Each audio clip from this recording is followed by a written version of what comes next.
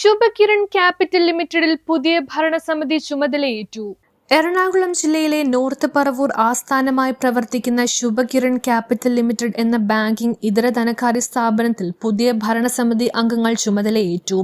2026 August 10 രാവിലെ 10:30 നടന്ന യോഗത്തിലാണ് പുതിയ ഡയറക്ടർ ബോർഡ് അംഗങ്ങൾ റിസർവ് ബാങ്ക് ഓഫ് ഇന്ത്യയുടെ അനുമതിയോടുകൂടി ഔദ്യോഗികമായി ചുമതലയേറ്റത്. പി പ്രകാശിന്റെ അധ്യക്ഷതയിലായിരുന്നു ചടങ്ങ് നടന്നത്.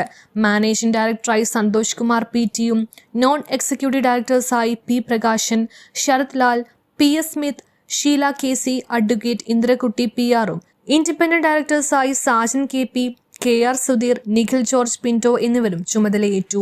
ഭരണവർഷങ്ങളിൽ കൂടുതൽ ശക്തമായ വളർച്ച കൈവരിക്കുകയും നിലവിലുള്ള 32 ബ്രാഞ്ചുകൾ ഉൾപ്പെടെ 50 ശാഖകളിലേക്ക് പ്രവർത്തനം വ്യാപിപ്പിക്കുകയും 200 കോടി രൂപയുടെ ആസ്തി കൈവരിക്കുകയും ചെയ്യുക എന്നതാണ് ശുഭകിരൺ ക്യാപിറ്റൽ ലിമിറ്റഡിന്റെ പ്രധാന ലക്ഷ്യങ്ങളിലൊന്ന്.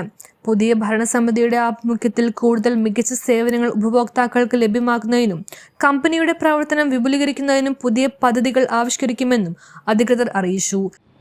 ശുഭകിരൺ ക്യാപിറ്റൽ ലിമിറ്റഡിൻ്റെ പുതിയ മാനേജിംഗ് ഡയറക്ടറായിട്ട് ഞാനിന്ന് ചാർജ് എടുത്തിരിക്കുകയാണ്.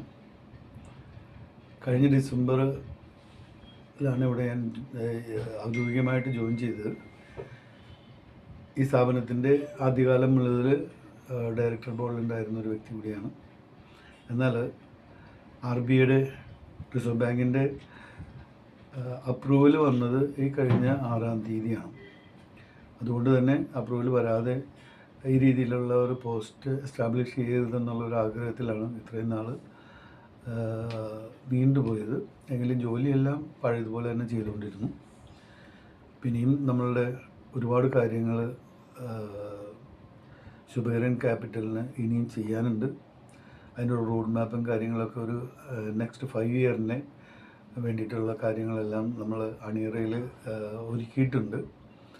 അപ്പോൾ ഇതുവരെ നമ്മൾക്ക് ഇതിൻ്റെ ബോർഡ് ഓഫ് ഡയറക്ടേഴ്സ് ആയാലും ഇതിൻ്റെ ഡെപ്പോസിറ്റേഴ്സും അതുപോലെ പാർട്ട്നേഴ്സും ഒക്കെ അകവുമായിട്ട് നമുക്ക് തന്നിട്ടുള്ള ആ ഒരു സപ്പോർട്ട് ഒന്നുകൂടി തേച്ച് മിനുക്കി നമുക്ക് പുതിയൊരു നേതൃത്വത്തോടു കൂടി തന്നെ ഇന്നിപ്പോൾ RBIയിൽ എൻ്റെ മാത്രമല്ല അപ്രൂവൽ വന്നിട്ടുള്ള ഒരു ഡയറക്ടർ ബോർഡ് മൊത്തത്തിൽ 5 പേരും കൂടി ഉണ്ട്. അതിലൊരു തഹസീൽദാറായിട്ടുള്ള റിട്ടയർ ചെയ്തിട്ടുള്ള ഷീല മാഡം ഉണ്ട്, അഡ്വക്കേറ്റായിട്ടുള്ള മാഡം ഉണ്ട്, സ്മിത്ത് സാറ്, പിന്നെ ഇൻഡിപെൻഡൻറ്റ് ഡയറക്ടേഴ്സായിട്ട് 3 പേരുണ്ട്.